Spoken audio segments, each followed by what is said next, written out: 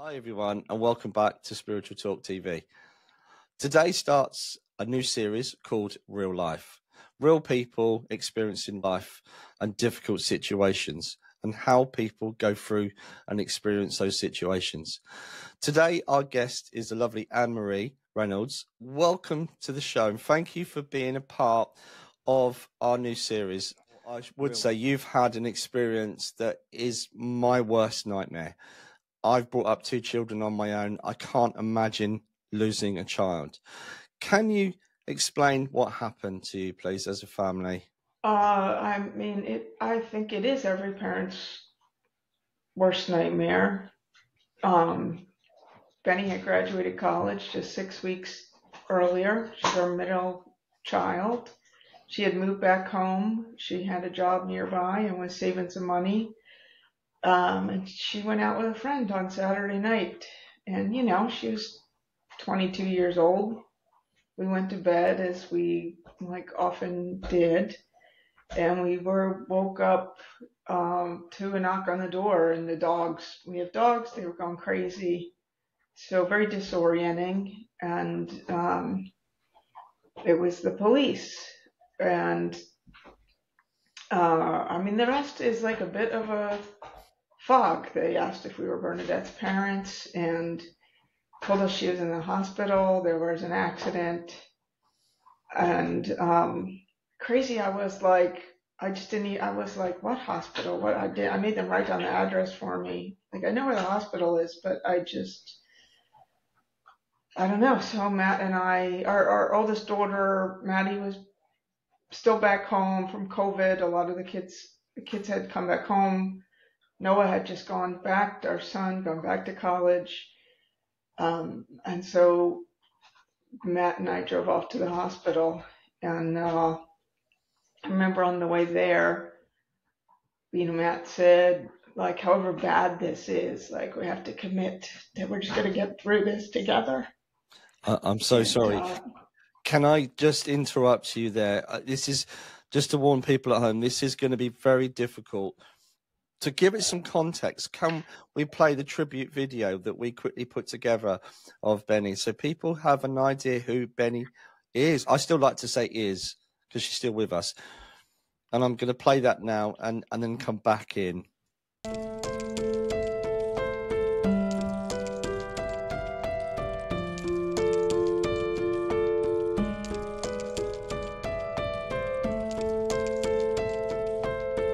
I tear my heart open, I sew myself shut, and my weakness is that I care too much, and our scars remind us that the past is real.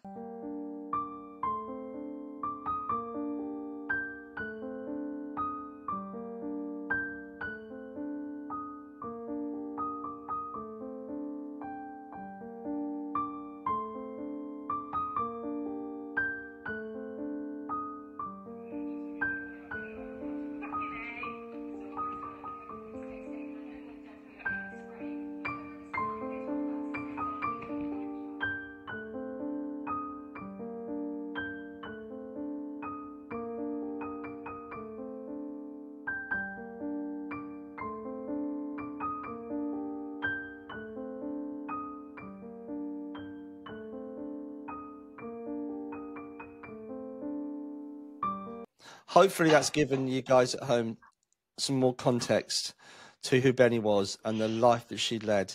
And it's fair to say, well, I personally believe Benny is a stunning, beautiful girl. And she was clearly a credit to you and your family. Thank you. Unbelievable, really. She just was this perfect child. And I used to joke that she was like this ignored middle child because she was perfect. And I'd say, oh, she's going to work out her neglect in therapy because she just, her brothers and sister would have stuff that needed, and we paid attention to all our kids. So it was a bit of a joke, but she just was just an amazing from the moment she was born. Like we called her Guy Smiley when she was just a little girl. She just smiled all the time, and just an amazing giving person. And so yeah, we got to the hospital and we knew it was bad because they didn't take us into the room with her. They put us in a little conference room, and the doctor came to see us, and it's just a single car accident. She lost control at night on an icy road, and they were pretty sure that she wasn't going to make it, but they had managed to resuscitate her at the site and get her heart beating, and so she was still in the emergency trauma unit, and they were trying to get her temperature up because it was wintertime, get her temperature up so they could confirm the status of her brain. Yeah. But they really were preparing that, they knew she was an organ donor, she had it on her license. And so, I guess they were preparing us and preparing her for what became the inevitable. Yeah. And we are so sorry for your loss. But one of the reasons Thank you. we wanted to create this episode with yourself is because of you are inspirational in terms of how you've dealt with that loss. And unfortunately, every day a child dies somewhere. Somebody is grieving a loss of a child. And I wanted to focus on a little bit about your belief system, because you're I hope you don't mind me mentioning, you're a Catholic family, you have a strong faith, you're churchgoers. I mean, everything within you must have been completely rocked. Nothing can prepare you for that loss of a child.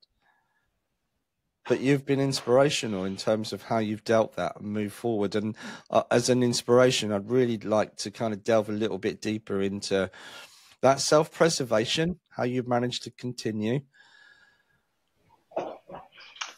Yeah, I mean, and I think, well, you aren't really given a choice, I think, right? It's like and in the early days, I think you are just I think a friend says, God puts a veil over you that first year, right? Because you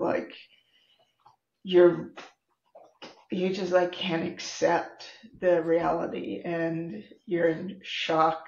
And I feel I really felt physically, intellectually, emotionally, spiritually, you're just, I was devastated, and you just kind of, I remember a lot feeling on one hand, you're we've lost everything. Yeah. And at the same time, you're I have so much still left to lose, right? And you're reconciling that,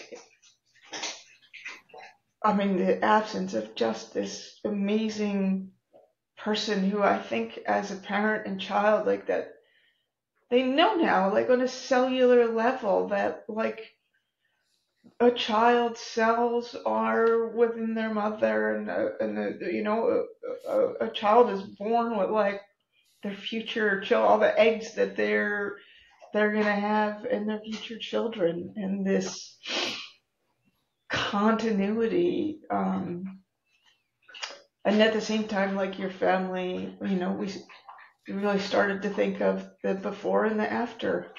And there was the before family and the after family, and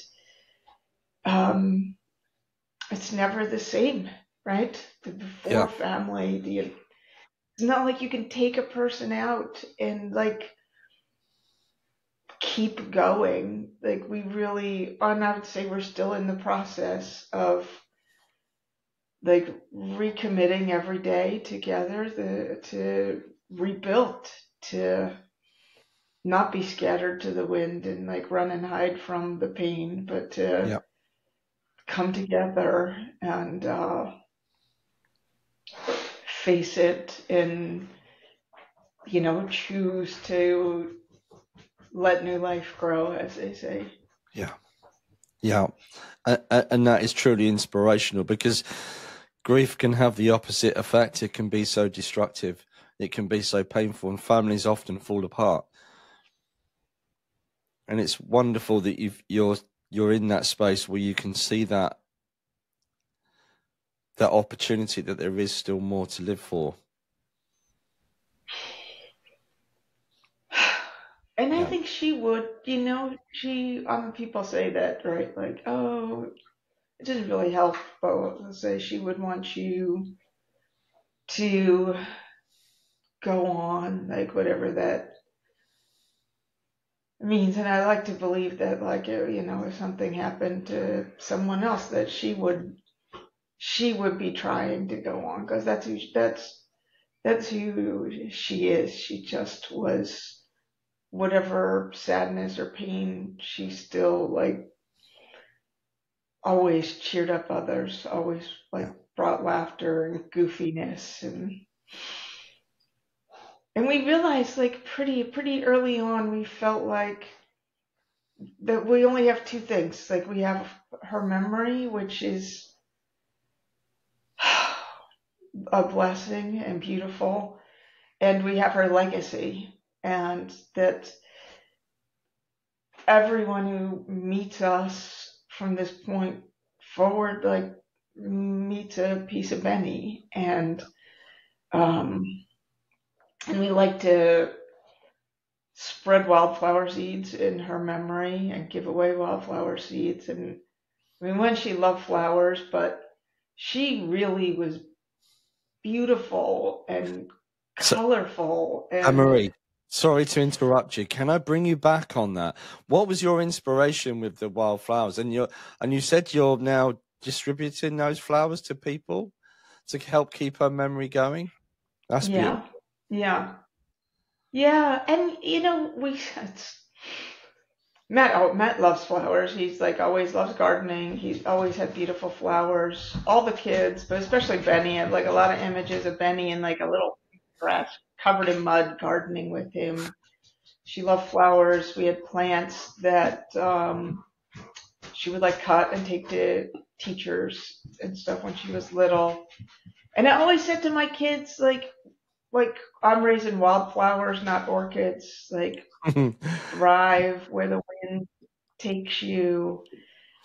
And when we wrote her obituary, I mean, you sit and you go, how do I do this, right? Like, how do I write?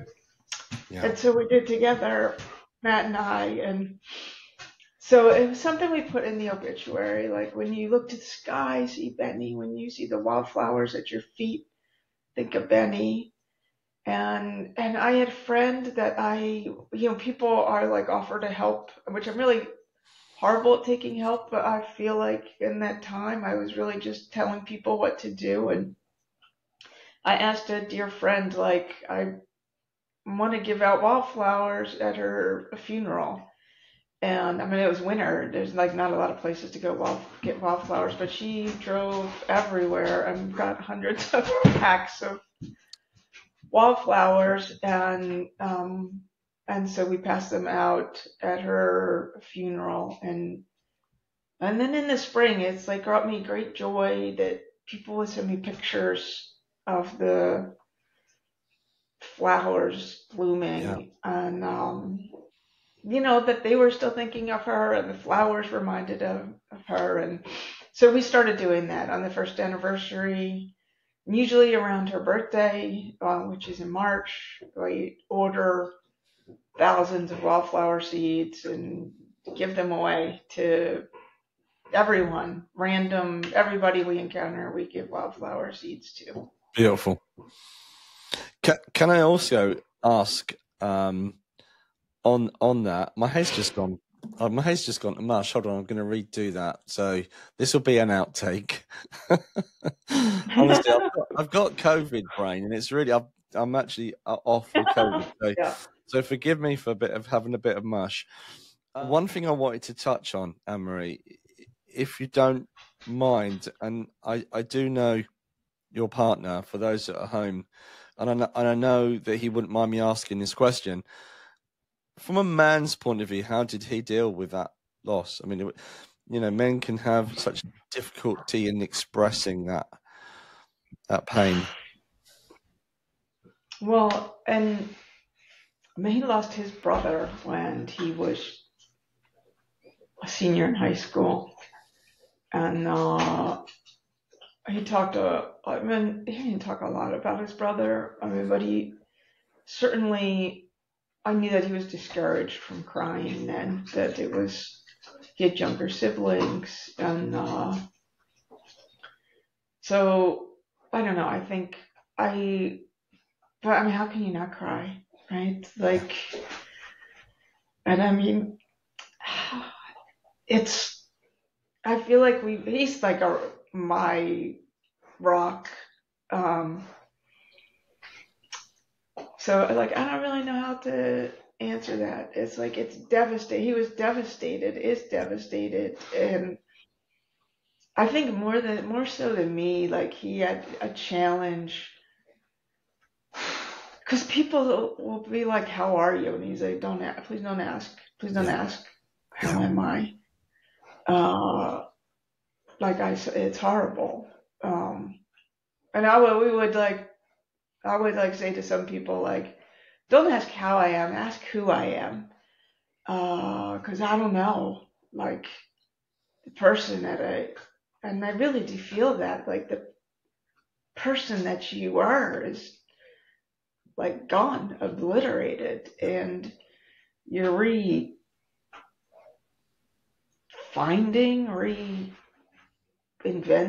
and I think searching, and for me, it's like it made me question like everything. That was more solid in his beliefs. For me, it made me question all of my beliefs. Yeah. All of my beliefs. And I think he was very solid in them, maybe because he had wrestled with this stuff with his brother, perhaps. Yeah.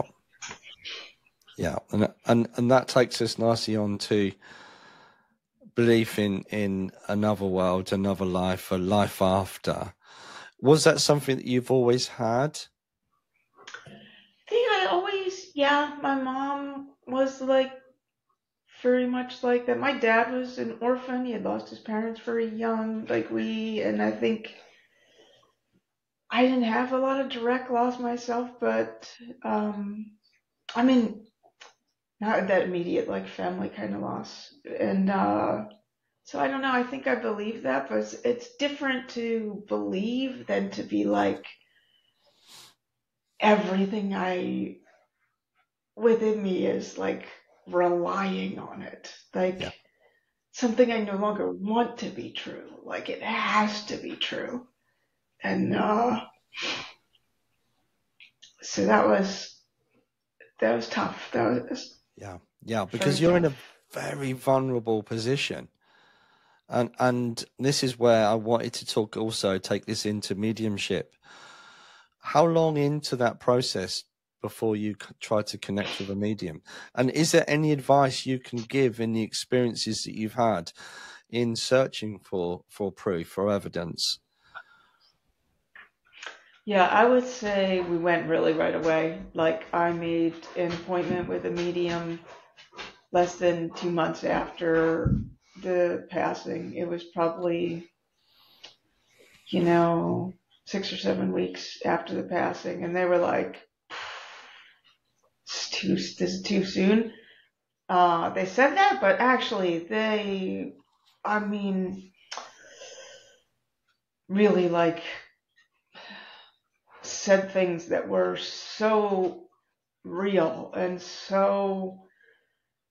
like spoke to us from Benny. And I remember one of the things they said was like that they saw a ring with a red stone. It's like a ring with a red stone. And that was very important to her. And we had this, and I was like, I don't know what ring with that. There's no ring with a red stone. Like, what is he talking about? And that reminded me at her, she was an engineer, and she was in the engineering fraternity.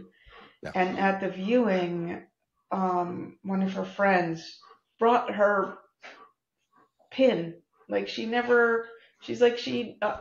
like I never got with her to like give her the pin, and he's like, I think it's the pin. And we went up to her room, and sure enough, it was this circle with a red stone in the middle of it. And she was super proud to get her engineering degree. And so like we went very soon to, but still you believe in the moment, and then you leave and you go, is it real? Like, am I Yeah, of like course. kidding myself? It took a while, I think, for me. And I started to, like I had these like panic attacks. Like it was hard to leave the house, which I never had before. I had these panic attacks, and I'm like a big, like, reader and try to understand things. And I was like reading everything I could and listening to every podcast. And I remember listening to this one podcast, and it was talking about like our brains as prediction machines, and like, the one of the pains, which I think was so real, is like when your loved ones don't show up when they're supposed to, your brain starts like predicting, when am I going to see them again? Where am I going to see them?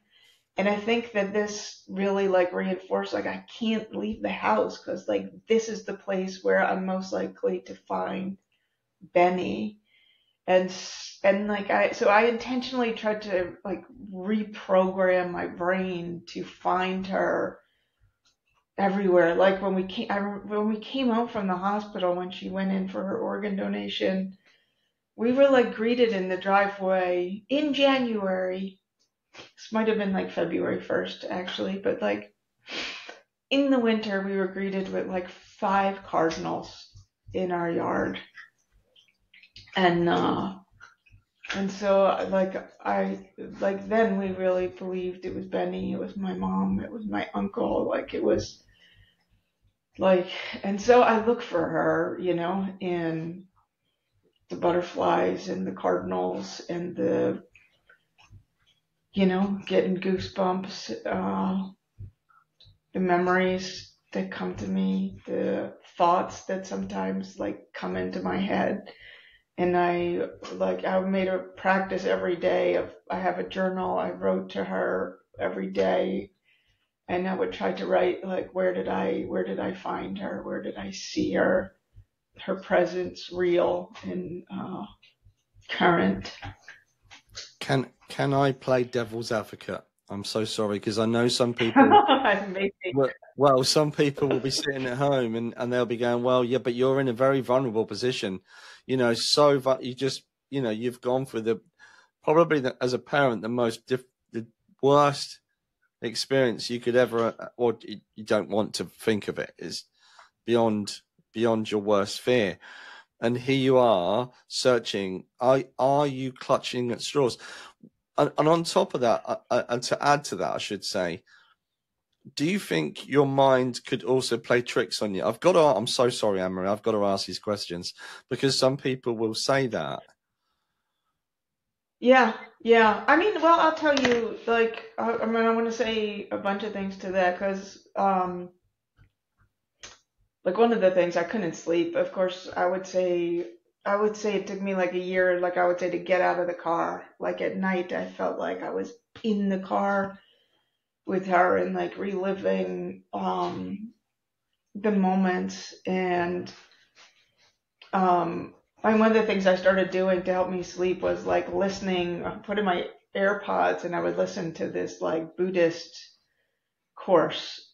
And there was like a lot of things in that about like the ebb and flow of life and oneness and impermanence. And am I still clutching at straws? Like, I think, sure.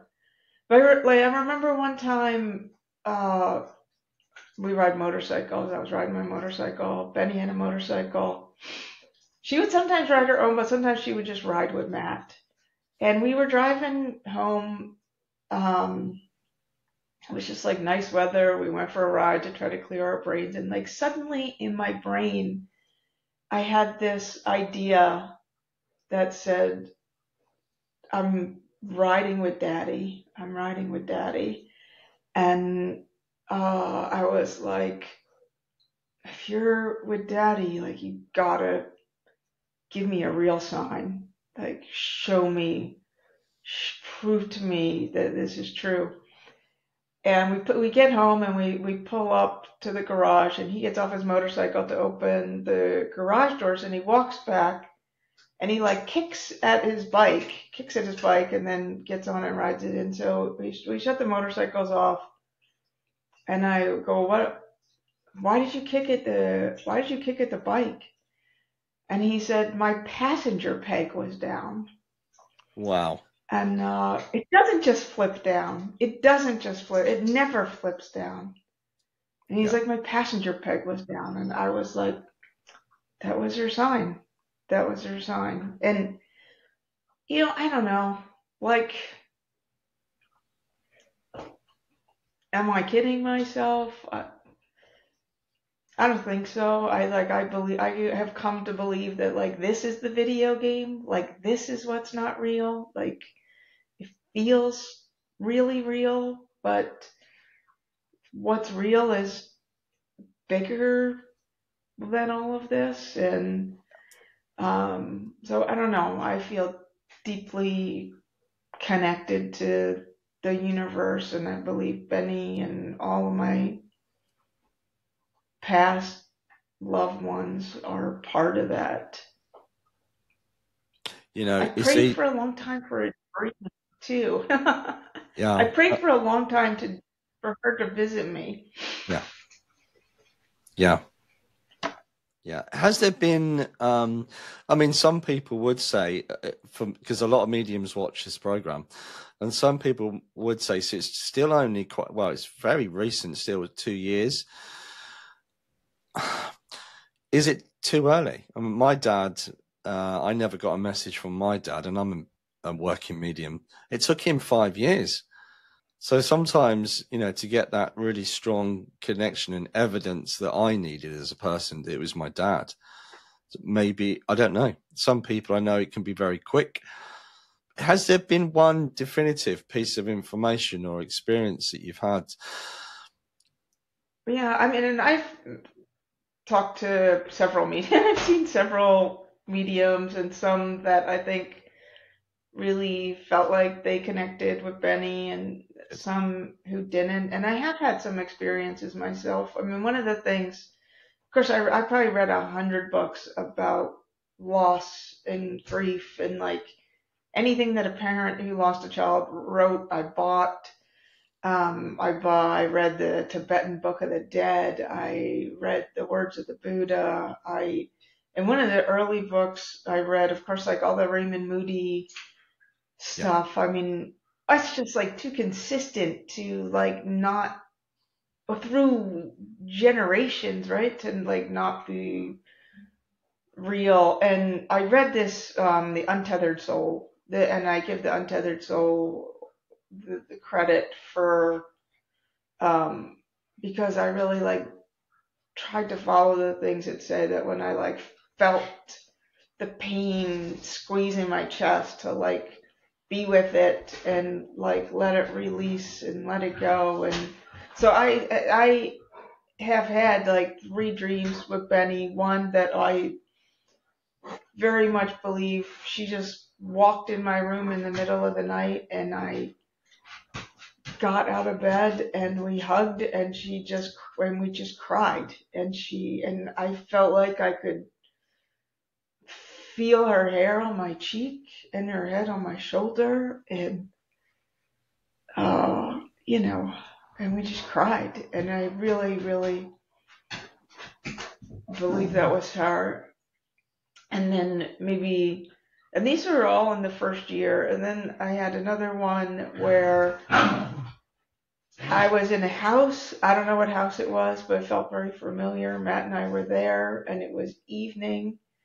And I said, I'm going to bed. And as I walked towards the stairs, like the front door opened, and a dozen people came through, none of which I recognized. But I felt that I knew them.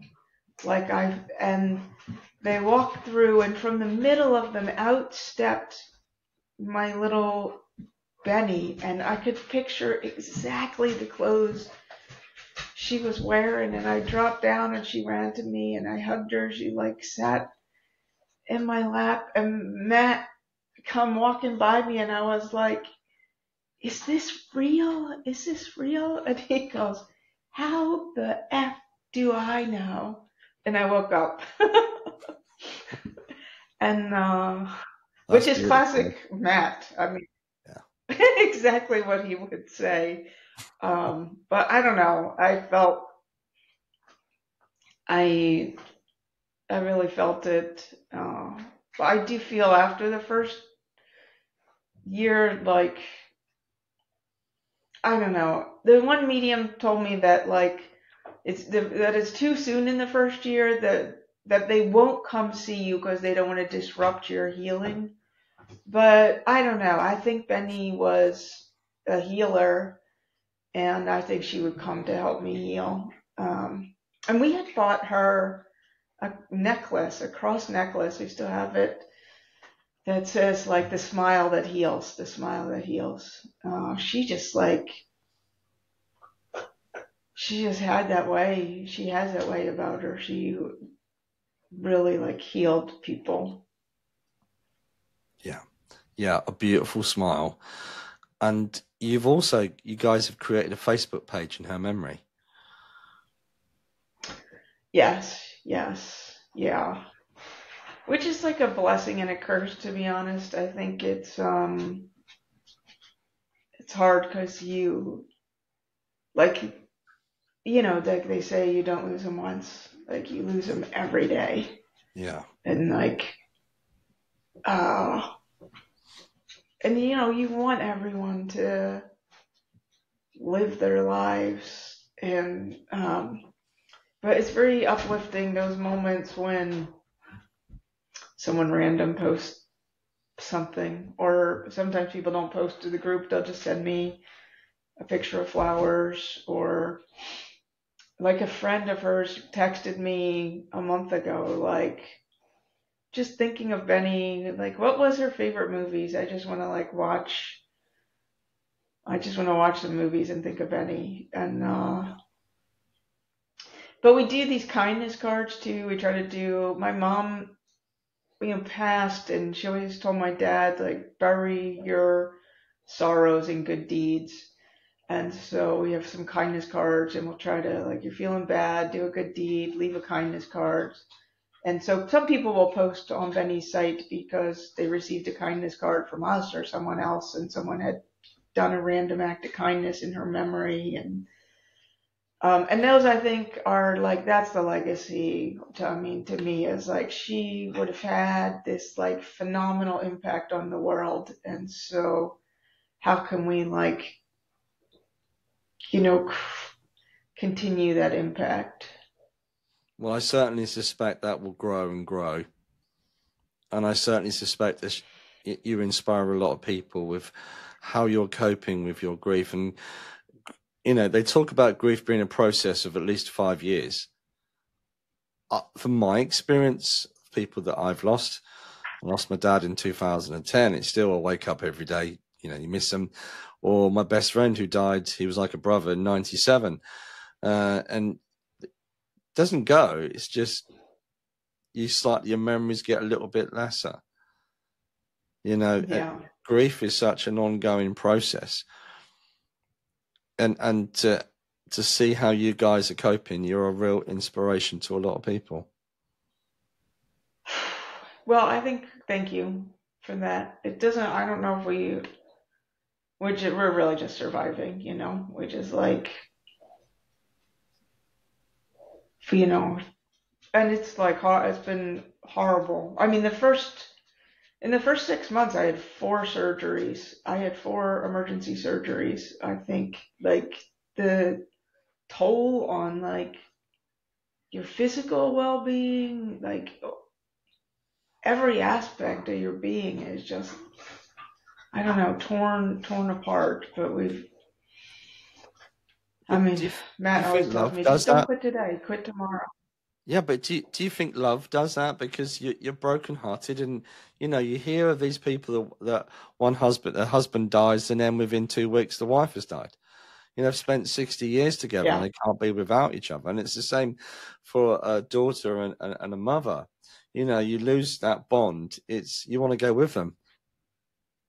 Yeah. Yeah, Like you're living in two worlds, really. You're living in two realms. It's like, I mean, for sure, like suicide seems like a rational option, right? Like, but I don't know. That's why I mean, this whole idea of like, I'm not my body, I'm not my thoughts, like I'm this soul within.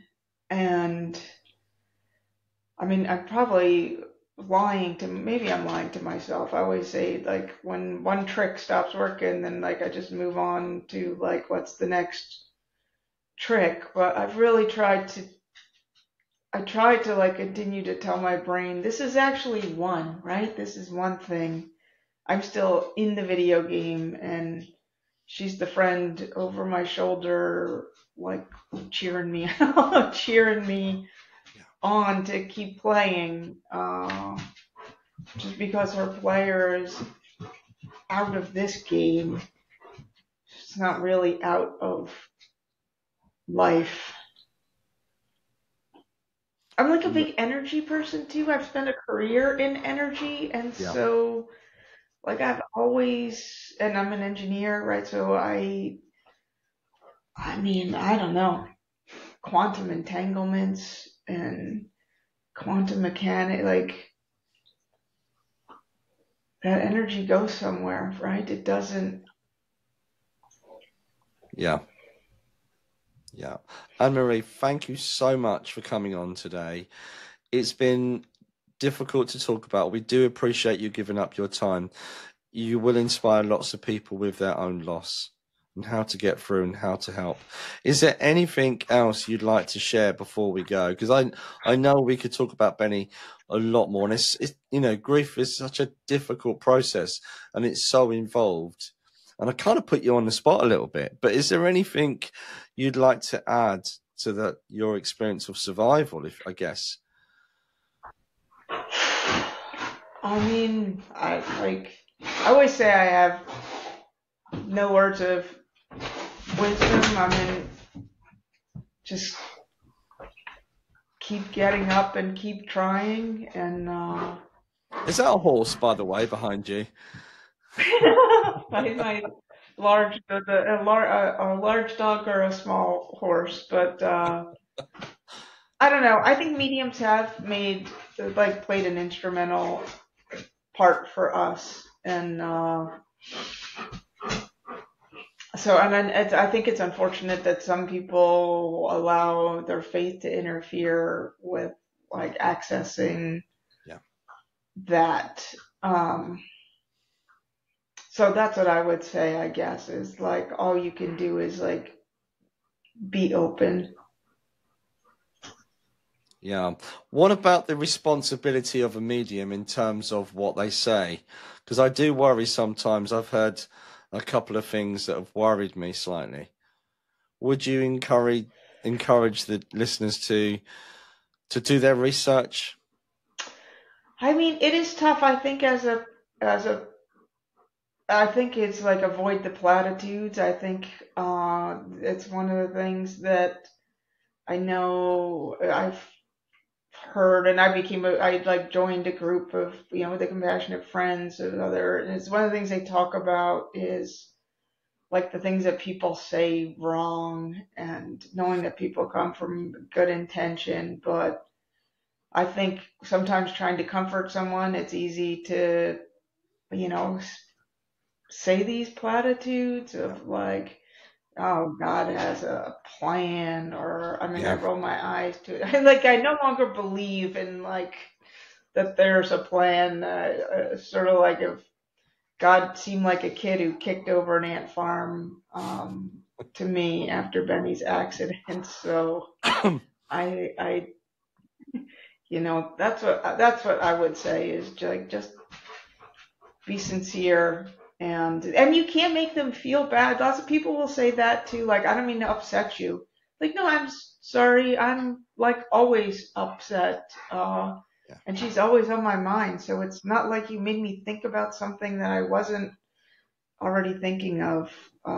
So I think there's not enough like realness with parents who've lost kids.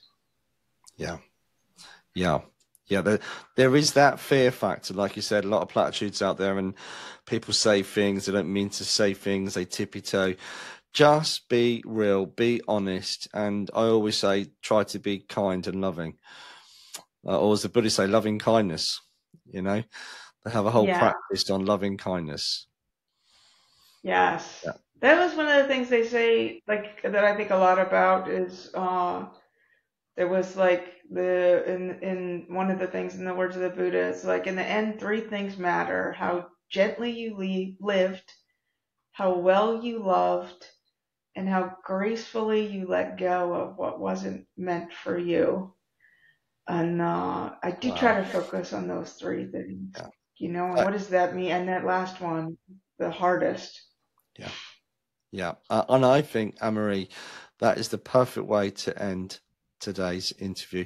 Thank you so much for coming on and talking about what is a very difficult subject, but we can't thank you enough for sharing your experience. Thank you, Paul. We'll be back very soon, guys. Take care for now.